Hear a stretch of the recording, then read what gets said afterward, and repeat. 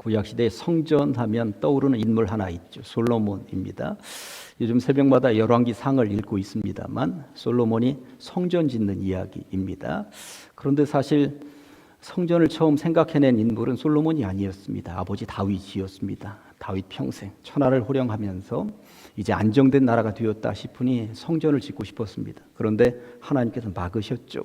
네 손으로 성전 짓는 거 내가 허락하지 않는다. 너는 전쟁 속에서 너무 많은 피를 흘렸으니 그 피 묻은 손으로 거룩한 성전 짓는 걸 원하지 않는다. 네 아들 때에 지었으면 좋겠다. 다윗은 거기에 아멘 하고 다양한 많은 것들을 준비해 놓습니다. 그리고 그 성전은 솔로몬이 지어가게 되는 것입니다. 솔로몬이 성전을 7년 동안 지었는데 솔로몬이 성전을 지은 이후로 이스라엘 백성들은 성전 중심으로 살게 됩니다. 그곳에서 예배했고 기도했고 그리고 성전까지 직접 걸어서 나오지 못하면 성전이 있는 방향을 향하여서 기도하면서 그들은 성전 중심으로 살게 되었다고 하는 것입니다. 그렇게 성전은 이스라엘 백성들을 움직이는 원동력이었고 나아갈 바를 밝히 아는 방향키였고 백성들을 하나로 엮어내는 구심점이었다고 하는 것이죠. 그런데 어느 순간 성전이 위기를 만나게 됩니다. 바벨론 제국에 의해서 나라가 무너지게 된 것이죠. 제가 다른 자리에서도 여러 차례 말씀을 드렸습니다만 이스라엘 백성들은 두 가지 확신을 가지고 있었습니다. 하나는 거룩한 나라 이스라엘은 하나님이 통치하시는 나라이니까 절대 망하지 않는다. 두 번째, 거룩한 성전은 절대 무너지지 않는다. 그런데 한순간에 바벨론 제국에 의해서 이 두 가지 확신이 다 무참하게 되었습니다. 나라도 멸망당했고 성전도 불타서 완전히 없어지게 된 것입니다. 백성들은 어이쿠야 망연자실, 그 사실을 보면서 기가 막혀서 어찌할 바를 알지 못하게 되는 것입니다. 그렇게 나라가 망하고 바벨론의 포로로 잡혀간 지 70년 만에 그 백성들이 다시 돌아오게 되는데 예전에 예레미야가 나라가 망할 때 예언한 대로였습니다. 바벨론 제국이 무너져 내렸고 페르시아라고 하는 새로운 제국이 들어서게 되면서 페르시아 제국이 이스라엘은 고향 땅으로 돌아가라, 그런 명을 내렸고 그들은 감격적으로 고향 땅에 돌아오게 된 것입니다. 바벨론 제국이 무너질 것이라고 상상이나 했겠습니까? 새로운 제국 페르시아가 들어설 것이라고 상상이나 했겠습니까? 그리고 포로에서 귀환해서 고향 땅을 다시 밟을 것이라고 상상이나 했겠습니까? 다 꿈만 같은 이야기들이었습니다. 그런데 지나놓고 보니 이게 다 하나님의 은혜이구나. 고향 땅으로 돌아온 그 백성들은 이 모든 일의 주관자 되시는 하나님 앞에 예배하자. 예배드리기 위하여 성전을 지어야 되겠다. 그런 생각 가지고 성전 기초공사를 해놓게 됩니다. 이때 이 모든 일들을 총괄 감독하는 감독자, 그를 총독이라고 하는데 그의 이름이 스룹바벨이었습니다.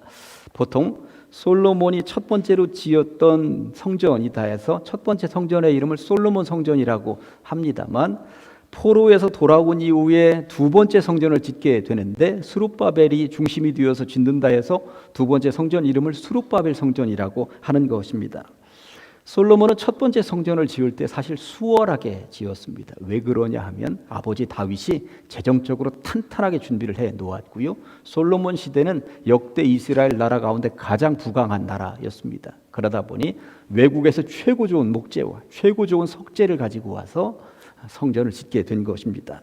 근동에서 가장 아름답고도 가장 튼실한 그런 공간 성전을 지었으니 그 백성들 그 평생 죽기 전에 저기 가서 성전 한번 보고 죽어야지 하는 소문이 날 정도였다고 하는 것입니다. 이에 반해 두 번째 성전 스룹바벨이 짓는 성전은 참 너무나도 힘들고 어려웠습니다. 왜 그랬냐 하면 포로 생활을 하다가 돌아온 백성들 아닙니까? 돌아와 보니 그 땅은 이미 오래전부터 다른 사람들이 살고 있습니다. 새를 들어서 살았을 것이고 남의 땅을 부쳐먹고 살 수밖에 없었을 것입니다. 그러다 보니 생활이 빡빡할 수밖에 없었죠. 그럼에도 불구하고 성전 지어야 되겠다는 생각을 가지고 성전 기초 공사는 한 거예요. 그러나 곧 멈추고 맙니다. 재정적인 압박이 대단하기도 했지만 오랫동안 그 지역에 터를 잡고 살고 있었던 백성들이 아주 방해 작업을 하고 나섰기 때문에 그렇습니다. 그러다 보니 기초공사만 하고 더 이상 전진을 하지 못하는, 그렇게 한 해 두 해 그냥 가다가 이게 지지부진해지더니 무려 16년이라고 하는 긴 시간 동안 두 번째 성전 공사는 멈춰진 상태였습니다. 옛말에 난세에 영웅이 난다 그런 말이 있습니다만 두 번째 성전 공사가 16년이라고 하는 긴 시간 동안 지지부진 멈춰지고 있을 때 영웅이 등장을 합니다. 학계, 스가랴라고 하는 두 명의 선지자가 혜성처럼 나타나는데 오늘 보면 14절 말씀이 바로 그 말씀입니다. 유다 사람의 장로들이 선지자 학계와 이뚜의 손자 스가랴의 권면을 따랐으므로 성전 건축하는 일이 형통한지라. 아멘. 학계와 스가랴라고 하는 이 선지자가 등장한 이후에 지지부진하던 성전 건축 공사가 급물살을 타게 되었다는 것입니다. 그런데 학계와 스가랴 선지자가 등장한 것만 가지고 글이 된 것이 아니라 학계와 스가랴 선지자의 권면을 따랐더니 성전 건축 공사가 급물살을 타게 되었다고, 형통하게 되었다고 말씀하고 있습니다. 그렇다면 여기서 우리가 물어야죠. 도대체 학계나 스가랴는 무엇라고 이 백성들에게 권면을 했기에 그 권면을 들은 그 백성들이 이제까지 16년이라고 하는 긴 시간 동안 성전 건축 공사가 멈춰 있다가 저렇게 형통하게 급물살을 탄 듯이 빠르게 진행을 시킬 수가 있었단 말인가? 사실 우리도 두 번째 교회 성전을 짓고 있는 것 아닙니까? 우리가 두 번째 성전을 짓는데 이 스룹바벨 성전 두 번째 성전을 짓는 그들 당시에 학계와 스가랴의 권면이 어떤 힘을 발휘했는지 그것을 우리도 교훈으로 얻을 수 있다면 우리의 성전 건축 공사도 형통하게 될 줄로 믿습니다. 그 교훈을 오늘 받아보려고 하는 것입니다. 이런 배경으로 세 가지 주제로 말씀을 받도록 하겠습니다. 첫 번째, 학계의 권면입니다. 학계의 권면. 학계는 뭐라고 권면을 했기에 다시 한번 해보자는 거예요. 다시 한번 해보자는 것입니다. 여기에서 잠깐 아브라함의 아들이었던 이삭 이야기를 한번 해보도록 하겠습니다. 아브라함은 사실 가나안 땅에 정착하면서 그 부인이 죽은 이후에 묘지 하나 정도, 땅 몇 평 정도만 얻어놓은 상태였습니다. 아들 이삭이 그 땅에 제대로 정착하지 못하고 그냥 이리 옮겨 이리 옮겨 다니는 상황이었는데 어떻게 남의 땅 얻어가지고 농사를 지었는데 100배나 거두었다고 성경이 말씀하고 있어요. 그런데 돌짝밭 일구면서 100배를 거두었는데 그 토박이들이 가만 놔두지를 않는 거죠. 아니 저놈 봐라, 나가, 너 여기서 못 살아, 나가. 이삭이 가족들 이끌고 그 100배를 거둔 그 땅, 돌짝밭 일구어서 아주 옥토를 만들어 놓은 그 땅에서 나가는 것입니다. 옮겨가서 다른 데서 정착하면서 살려고 했더니 또 원정 핍박하듯이 토박이들이 또 옵니다. 나가. 밀리고 밀려서 결국 골짜기까지 밀려났다고 성경이 말씀하고 있습니다. 이삭, 웃음이라고 하는 뜻이죠. 성경을 읽어보면 이삭이 그렇게 밀리면서 계속 다른 곳에 정착하고 그러면서 단 한 번도 화를 내지 않았다고. 그냥 밀려나면 씩 한번 웃고 가는 거예요. 가는 것입니다. 어떻게 이삭은 그럴 수가 있었을까? 내가 가만히 보니까 이삭은 다시라고 하는 단어가 있다는 사실과 다시라고 하는 단어를 언제 사용할 수 있어야 하는지 그 사용처와 때를 알고 있었다라고 하는 것이죠. 창세기 26장 18절 말씀을 보았더니 그 아버지 아브라함 때 팠던 우물을 다시 팠으니 그는 가는 곳마다 다시라는 카드 한 장씩을 꺼내 들었다라고 하는 것입니다. 그들이 우물을 메꾸면 다시 파면 되지. 그들이 쫓아내면 다시 정착하면 되지. 그들은 다시, 결국 이삭의 인생은 다시의 인생이었음을 알게 되는 것이죠. 도종환 시인이 다시 떠나는 날이라는 시를 썼는데 제가 다른 자리에서도 말씀을 드렸습니다. 그리고 저도 간혹 힘이 들 때마다 제가 꺼내드는 시입니다. 다시 떠나는 날. 깊은 물을 만나도 두려워하지 않는 물고기처럼, 험한 기슭에 꽃 피우기를 무서워하지 않는 꽃처럼, 길 떠나면 산맥 앞에서도 날개짓을 멈추지 않는 새들처럼 그대 절망케 한 것들을 두려워하지만은 않기로, 꼼짝 않는 저 절벽에 강한 웃음 하나 던져두기로, 산맥 앞에서도 바람 앞에서도 끝내 멈추지 않기로. 쫓겨난 이삭은 이런 마음으로 다시 정착을 하게 되고 다시 우물을 파게 되고 그렇게 거듭 다시 또다시 시도를 했다는 것 아닙니까? 그렇게 다시 출발하고 다시 정착하고 쫓겨나면 다시 떠나고 다시라는 카드를 계속 꺼내면서 계속 시도했다. 이삭의 위대성이 바로 여기에 있다는 것입니다. 여러분은 인생 살면서 다시라는 카드 한 장을 가지고 계십니까?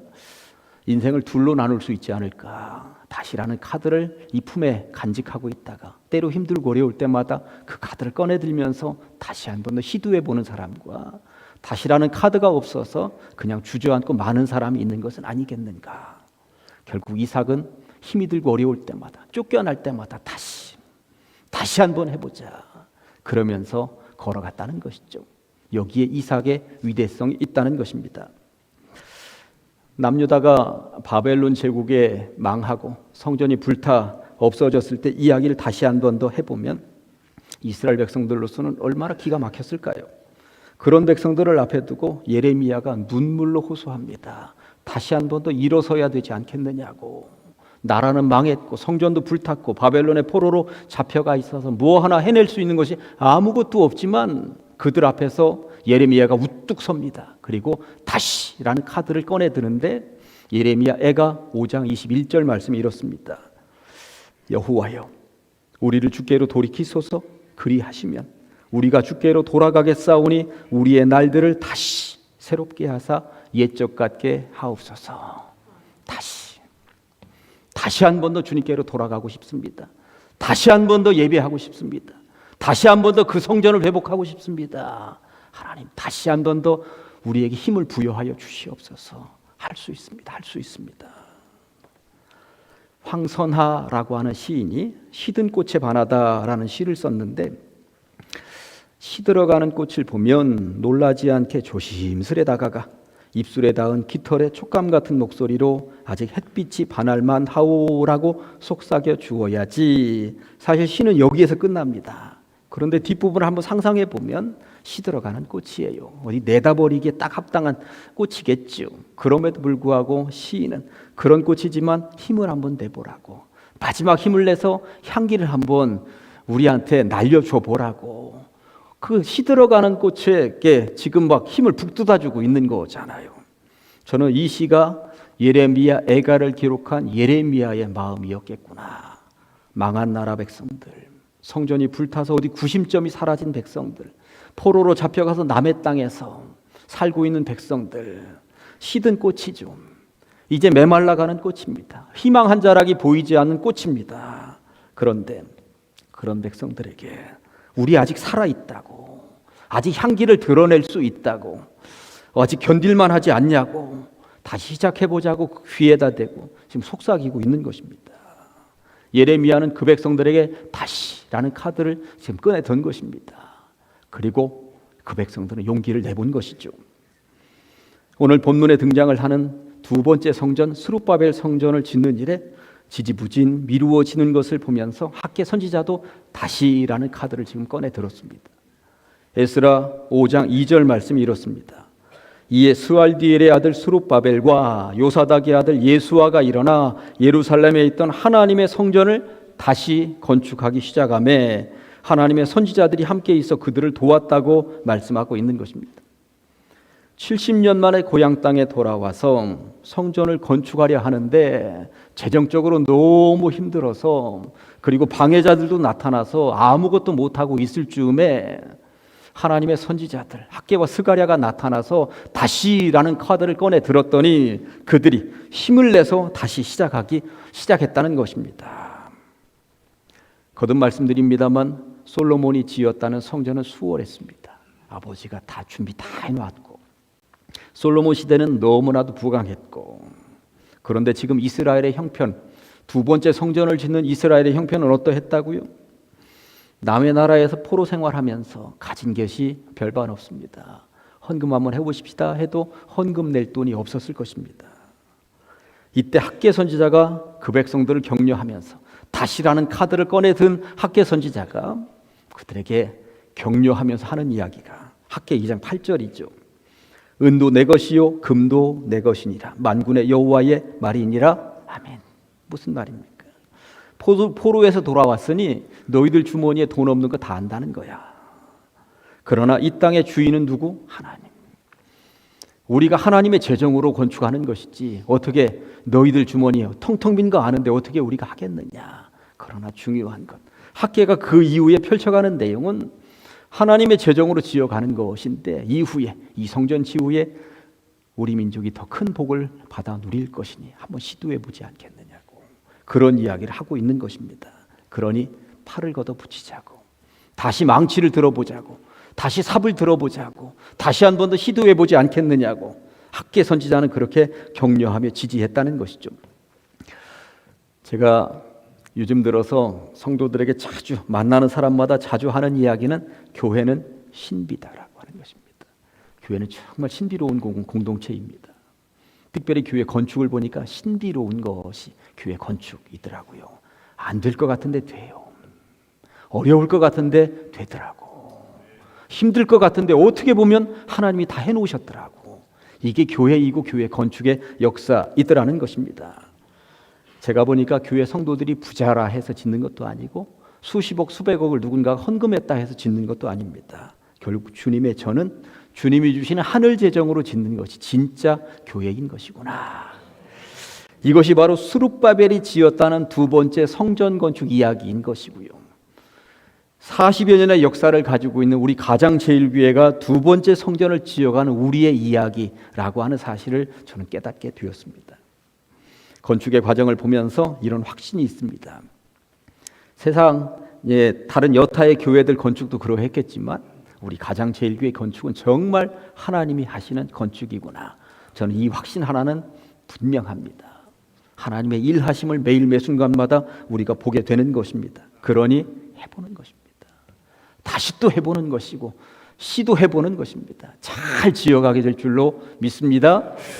두 번째, 스가랴의 권면이 있었습니다. 학계는 다시 한번 해보자, 다시 한번 해보자. 그랬더니 스가랴가 뭐라고 권면하냐면 교회는 은혜로 짓는 거다. 교회는 은혜로 짓는 거다. 스가랴 4장 7절 말씀이 이렇습니다. 큰 산아 내가 무엇이냐. 이 산이 뭐냐면 건축을 가로막고 있는 산이야. 이 산을 넘을 수도 없고 터널을 뚫을 수도 없고 큰 산이 가로막고 있으니까 16년 동안 지지부진 아무것도 못하고 있었어요. 사실 재정적인 큰 산, 그리고 토박이들이 막고 있는 방해 작업의 큰 산, 이 큰 산이 무엇이냐. 네가 스룹바벨한테서 어떻게 평지가 되리라. 저는 이 말씀을 소중령 목사 앞에서 평지가 되리라, 가장제일교회 앞에서 평지가 되리라, 우리가 하는 건축의 모든 과정에 평지가 되리라. 큰 산 걸림돌이 사라지고 앞으로 모든 탄탄대로가 우리 앞에 기다리고 있을 것이다. 이 말씀으로 들었습니다. 스룹바벨이 그렇게 격려하는데 이게 어떤 결과물이냐. 그가 머릿돌을 내놓을 때에 산꼭대기에서 믿음으로 돌을 하나 빼내면서 이 산을 없애려고 시도할 때에, 그래 건축을 어떻게든 시도해 보려고 마음을 모아서 팔을 걷어붙이고 삽을 들고 돌 하나 산을 옮기기 위해서 시도해 볼 때에 무리가 외치기를 은총이 그에게 있을지어다 하리라 하셨고, 아멘. 결국 건축은 은총이라는 것입니다. 주의 은혜가, 주의 은총이 부어질 때 가능한 것이라고 고백을 남기고 있는 것이죠. 제가 보니까 거듭 말씀드립니다만 교회 건축은 사람이 하는 게 아닙니다. 하나님의 은혜로, 하나님의 은혜로, 거듭 하나님의 은혜로 하는 것인 줄로 믿습니다. 16년 동안 사람의 힘으로, 사람의 시각으로 해보려고 그러니 안 됐지. 그러나 사람의 힘으로 해보려고 안 됐지. 그러니 하나님의 시각으로, 은총의 시각으로 하나님이 하신다라고 하는 그 확신, 믿음으로 시도해보렴. 그러면 하나님의 은혜가, 하나님께서 주시는 은총이 그 현장에 그대로 임하게 될 것이야. 큰 산 다 사라지고 말 거야. 걸림돌 없어지고 말 거야. 이런 권면이 스가랴의 입에서 쏟아져 나올 때에 그 말을 듣는 이 백성들의 마음이 얼마나 뜨거워졌겠는가. 해보자, 한번 해보자, 이런 생각이 들지 않았겠는가 하는 것입니다. 이사야 43장 19절 말씀은 반드시 내가 광야의 길을, 사막의 강을 내리니, 저는 이 말씀 정말 좋아합니다. 선교지에서 가보니까 광야의 길이 나더라고요. 사막의 강물이 흐르더라고요. 건축의 과정도 보니까 광야의 길이 나고 사막의 강물이 흐르더라고요. 그리고 큰 산은 사라지더라고요. 이게 건축의 과정, 제가 목회의 과정을 통해서 깨달은 것입니다. 왜? 하나님이 하시는 일이기 때문에. 사람이 볼 때는 걸림돌이 있고 큰 산이 가로막고 있는 것 같지만 하나님이 하시는 일이면 거기에 은혜가, 은총이 쏟아 부어지고 불가능했던 것이 가능하게 되더라라고 하는 것입니다. 이런 일이 두 번째 성전을 짓는 스룹바벨에게 임하게 될 것이라는 약속이 주어졌는데 정말 그 약속처럼 되었습니다. 다시 시작해보자는 학계의 권면과 성전 건축은 사람의 힘이 아니라 하나님의 은혜로 하는 것이라는 스가랴의 권면 이후 두 번째 성전 건축 공사는 급물살을 타게 되었다고 성경이 말씀하고 있는 것이죠. 우리 교회를 지어가는 일도 마찬가지입니다. 제가 볼 때 이 일은 하나님께서 하시는 일입니다. 사람으로서는 도저히 할 수 없는 하나님의 은혜가 시시때때로 부어지고 있는 것을 저는 보면서 제가 우리 교회의 건축의 과정에 하나님의 은혜가 부어진 것을 이렇게 목록을 적어가기 시작을 했더니 수십 가지더라고. 수십 가지. 와우. 그리고 나서 그 수십 가지 가운데 8개를 골랐어요. 그 8개를 골라서 건축 8경이라고 제가 정해보았어요. 예. 어디 가면 뭐 8경 있잖아요. 그런데 건축에 우리가 하나님의 은혜를 볼 수 있는 8가지 8경이 있더라고. 그것만 제가 추려보았습니다. 한번 보실까요? 예. 첫 번째는 제가 볼 때 보상입니다. 하나님께서 연결해 주셔서 보상을 받게 했습니다. 물론 이 보상 가지고 다 되는 것은 아닙니다. 성도님들도 여기에 보태야죠. 제가 볼 때 보상은 하나님이 내려주신 선물인데 하나님은 일을 시키실 때 그것만 가지고 하시는 게 아니더라고. 너희들도 보태라. 그래서 우리도 건축원금 하면서 보태는 거예요. 그러니까 하나님이 이렇게 듬뿍 주셨는데 우리도 뭔가 보탤 것이 있어야 되지 않는가. 요게 잘 맞아 떨어질 때 건축은 잘 되는 것입니다. 아무튼 보상이 하나님의 은혜로 주어졌습니다. 두 번째는 설계업체와 건설업체입니다. 믿음의 기업들. 제가 계속 볼 때 정말 믿을 만한 믿음의 기업입니다. 하나님께서 이 즈음에 정말 적절한 업체를 우리에게 주셨구나 하는 생각이 들어서 얼마나 감사한지 모르겠습니다. 세 번째는 임시예배처소. 우리가 이전에 예배드리던 공간과 비슷한 크기와 비슷한 형태의 대전신학대학교와 선창교회를 연결해 주셨다라고 하는 것. 주차장도 좋고 다양하게 할 수 있는 여건을 조성해 주신 것 보니까 하나님께서 미리 다 조율해 놓으신 것이죠. 네 번째는 그냥 지나갈 수 있지만 교회 그리고 공원 사이에 있는 그 도로 한 100여 평 도로 거기에 지금 컨테이너 박스를 넣고 거기에서 사무실처럼 쓰고 있는데 그 공간이 없었더라면 어떻게 되었겠는가 하는 생각이 드는 거예요. 볼 때마다 은혜이고 볼 때마다 감사하고. 다섯 번째는 민원이 없다라고 하는 것. 제가 이 말씀 여러 차례 드렸죠. 사방팔방에 건축한다고 민원 넣을 수 있는 사람이 안 보여요. 사람이. 민원이 없습니다. 이런 교회 건축공사가 어디 있습니까? 하나님께서 미리 다 이렇게 옮겨 놓으셨습니다. 여섯 번째, 착공 예배 드릴 때 그렇게 뜨겁던 날씨 온도 낮춰주시고 그날 구름 기둥으로 다 준비해 놓으셔서 정말 시원한 가운데 우리가 예배 드릴 수 있었다라고 하는 것. 사람이 하는 일이 아닙니다. 착공 예배 드릴 때 구름 기둥은 저로 하여금 이 건축에 대한 확신을 가지게 했습니다. 그리고 모든 성도들이 이게 하나님의 역사이구나 체험하게 되었던 것이죠. 그리고 일곱 번째, 지하 타설공사 다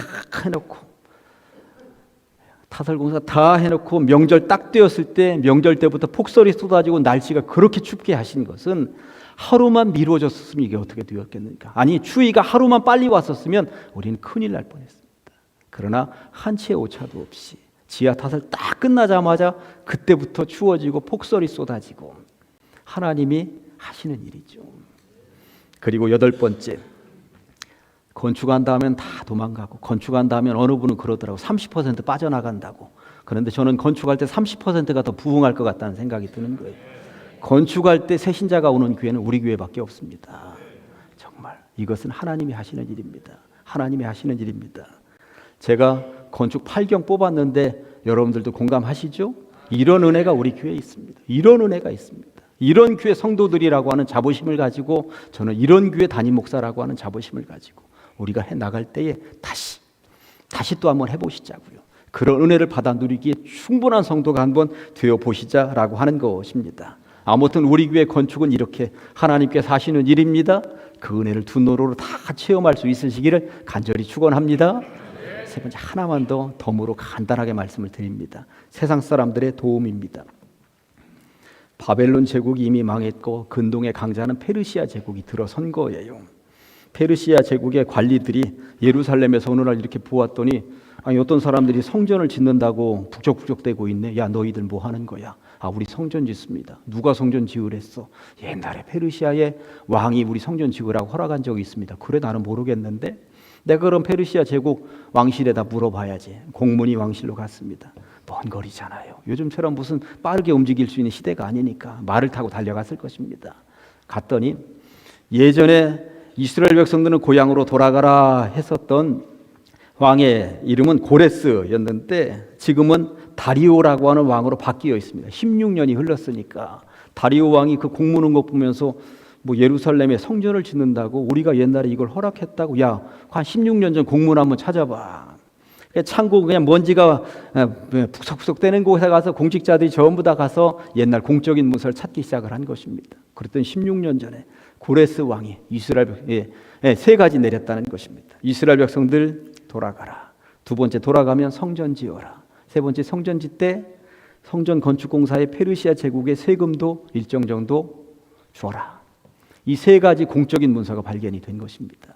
그래서 페르시아 제국에서 예루살렘에 지방 공무원에게 공문이 다시 내려갑니다. 요대로 해라. 요대로 하면 된다. 대신 한 가지만 부탁하자. 이스라엘 그 백성들에게 이 나라를 위해서 그리고 나 왕을 위해서 내 아들들을 위해서 기도해달라. 요거 하나만 덧붙여라 하면서 공적인 문서가 내려간 것입니다. 그러자 왕으로부터 이런 공문을 받은 지방 공무원들이 얼마나 마음이 바빠졌겠습니까? 도와주라는 거잖아. 성전 건축 도와주라는 거잖아. 그 내용이 오늘 본문 에스라 6장 13절입니다.